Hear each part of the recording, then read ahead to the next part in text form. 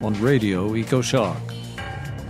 The nuclear accident at Fukushima, Japan is far from over. 3 reactors continue to melt down, and now there's a storm of international worry about nuclear fuel ponds tottering in blown-up buildings. The whole northern hemisphere is at risk right now. I'm Alex Smith for Radio EcoShock. We are joined again by nuclear industry expert Arnold Gunderson of Fairwinds Associates. Arnie Gunderson, a year ago you warned us right here on Radio EcoShock and to anybody else who would listen that a world-scale catastrophe was lurking in the nuclear fuel storage ponds of both reactors 3 and 4 at the Fukushima Daiichi plant in Japan. Why do you think this story is finally getting wider attention now, a year later? Well, I think, the drama of seeing units explode and the talk of meltdown has finally subsided, and that allows what little press there is that's covering it to move on to what's in fact the much bigger story, and that's the condition of the fuel in Unit 4's fuel pool. And I'm glad you mentioned it in the lead in there, that Unit 3's fuel pool should also be a concern to policymakers. This Mark I design is so fragile, and everybody was focused on what's inside the containment. But we're at a point now where we really have to worry about what's outside the containment. Yeah, well, let me just read a couple things into the record here. The Japanese press, which has been following the government line up till now, is starting to break out.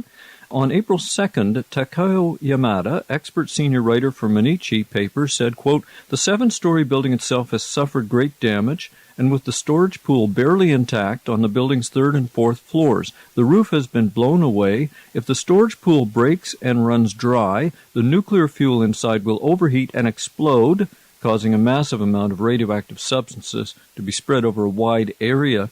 And we also had the unusual case of Japan's former ambassador to Switzerland, Matsui Murata, speaking out at a public hearing of the Budgetary Committee on March 22, 2012, and he told the Swiss if Reactor 4 fuel pool collapses, the cooling water for all 6 reactors could be shut down, as well as for a nearby spent fuel pool with another 6,000 rods. And then finally, Arnie, we have Japanese diplomat Akio Matsumura. He's blogging about this publicly.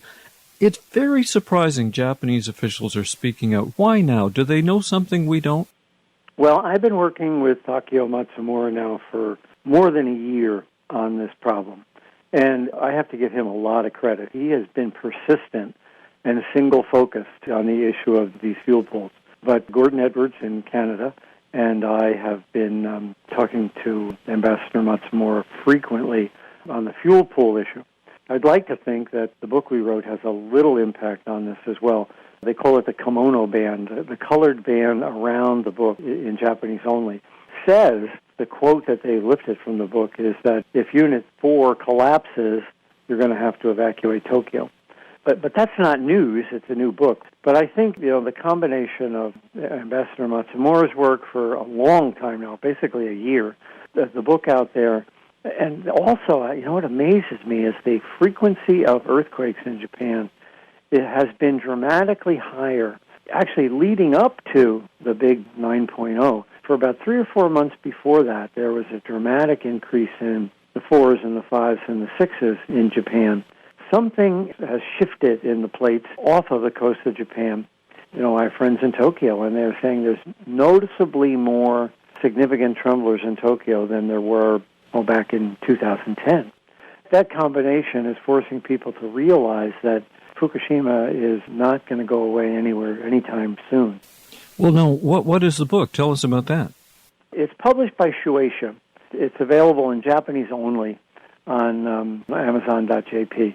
Maggie and I were interviewed by a woman journalist who then took that long interview, 5-6 days of interview, and put them in a book back in October, which then got published in February, and I was in Japan speaking to the Japanese Press Club. But it's entitled Fukushima Daiichi, The Truth and the Way Forward. I think it's important that the Japanese understand that there are alternatives to nuclear going forward that Tokyo Electric really doesn't want them to understand. And you raised this thing about more earthquakes, and I found some research in a paper. It's in a journal called Solid Earth. It's a journal of the European Geosciences Union, and it's by Dapeng Zhao, who is a geophysics professor at Japan's Tohoku University.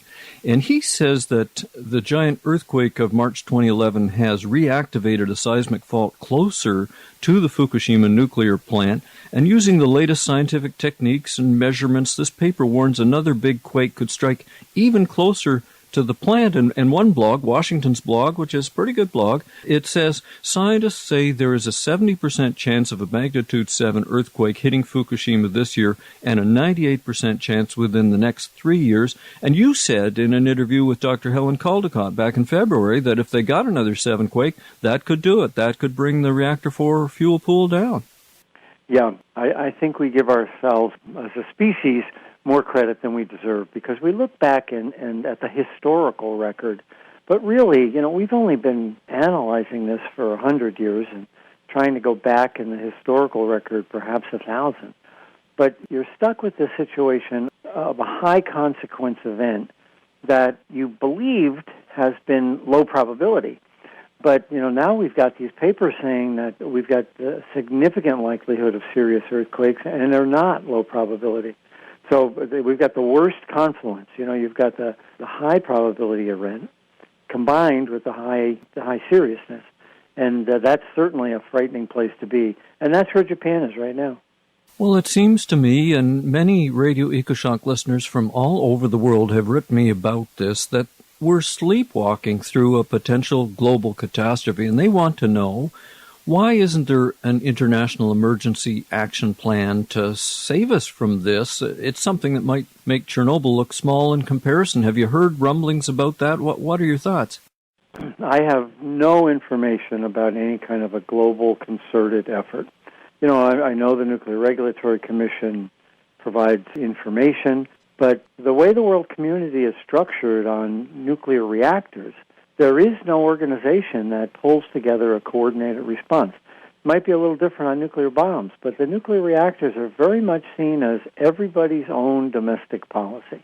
Whether that's a developing country in third world or a massive industrial country like Japan. It's basically been hands-off. Each country has the right to monitor and improve or disassemble their own reactors. I don't understand that because, as you just said, we are looking at the possibility of a global calamity. But the way the international law is structured and also, frankly, trying to get the interest of the State Department and the President is an incredibly difficult process. They bounce along to the worst problem right now as opposed to really recognizing that there's a serious one just over the horizon.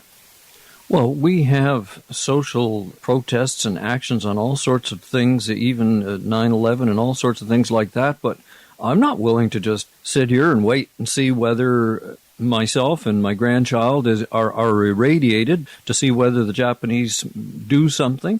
I'm just not willing to wait for that. I agree with you, and I've been talking to as many government officials as I can, but I really haven't sensed that they have a fire lit under them on this. I guess that's a bad analogy when we're talking about fuel pool fires, but I really don't sense that they have any burning desire to tackle the problem. There's 3 ways you can tackle this problem. The first way is to gamble that the existing trolley is strong enough to put the spent fuel cask into the Unit 4 pool as it is. It seems like, I think Japanese officials are considering that as an alternative.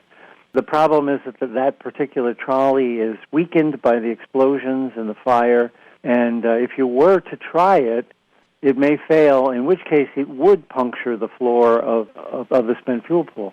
The last thing in the world you want is, as you're moving fuel, is to drop a spent fuel canister through that floor, because it will crack the floor, drain the pool, and cause the worst imaginable accident, which Brookhaven has estimated at tens of thousands of people will die from cancers as a result of a fuel pool fire. So you don't want to go there. It's kind of obvious.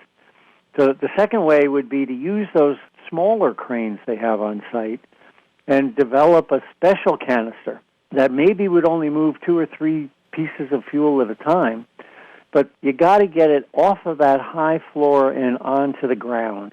And the faster, the better. So that's sort of my proposed alternative. They already have another fuel storage spot on the site. So if you could get the fuel off that pool onto the ground and then into that other spent fuel storage pool, the problem is 95% mitigated. And the third alternative is to build a building around the building and then put a heavy-duty crane on that building and use that. The problem there is that, like you said, the chance of a severe earthquake are significant over the next year or two. If you want to gamble that it won't happen, the best thing to do would be to build a building around the building and put a crane in there. But given the